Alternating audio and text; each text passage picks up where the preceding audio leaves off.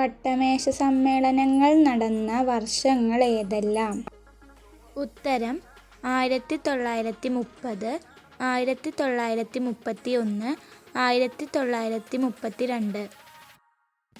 ഗാന്ധിജി പങ്കെടുത്ത വട്ടമേശ സമ്മേളനം ഏത്? ഉത്തരം രണ്ടാം വട്ടമേശ സമ്മേളനം. 3 വട്ടമേശ സമ്മേളനങ്ങളിലും പങ്കെടുത്ത ഏക ദേശീയ നേതാവ് ആര്? ഉത്തരം ഡോക്ടർ ബി.ആർ. അംബേദ്കർ. മഹാത്മാഗാന്ധിയുടെ നേതൃത്വത്തിൽ ദണ്ഡി യാത്ര ആരംഭിച്ചത് എന്ന്?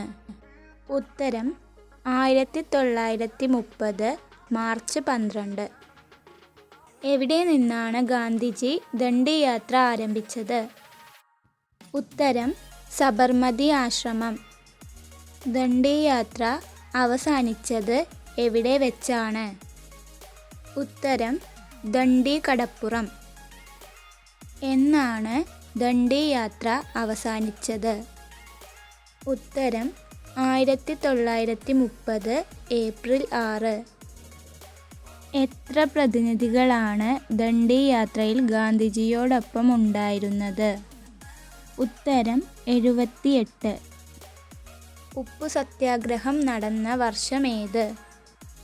ഉത്തരം 1930. തകരുന്ന ബാങ്കിൽ മാറാൻ നൽകിയ കാലഹരണപ്പെട്ട ചെക്ക് എന്ന് ഗാന്ധിജി വിശേഷിപ്പിച്ചത് എന്തിനെയാണ്? ഉത്തരം ക്രിപ്സ് മിഷനെ. ക്വിറ്റ് ഇന്ത്യ പ്രക്ഷോഭം ആരംഭിച്ചത് എന്ന്?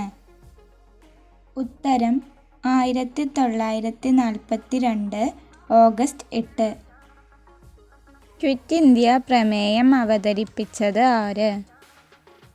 ഉത്തരം ജവഹർലാൽ നെഹ്റു. ക്വിറ്റ് ഇന്ത്യ ദിനമായി ആചരിക്കുന്ന ദിവസം ഏത്? ഉത്തരം ഓഗസ്റ്റ് 8. ക്വിറ്റ് ഇന്ത്യ സമരത്തിൻ്റെ റാണി എന്ന് അറിയപ്പെടുന്നത് ആര്? ഉത്തരം അരുണ ആസഫ് അലി. പ്രവർത്തിക്കുക അല്ലെങ്കിൽ മരിക്കുക എന്ന ആഹ്വാനം ഗാന്ധിജി നൽകിയത് എപ്പോൾ? ഉത്തരം ക്വിറ്റ് ഇന്ത്യ പ്രക്ഷോഭ സമയത്ത്. ദില്ലി ചലോ, ജയ് ഹിന്ദ് എന്നിവ ആരുടെ മുദ്രാവാക്യങ്ങളാണ്? ഉത്തരം സുഭാഷ് ചന്ദ്രബോസ്. ക്യാബിനറ്റ് മിഷൻ ഇന്ത്യയിലെത്തിയ വർഷമേത്? ഉത്തരം 1946.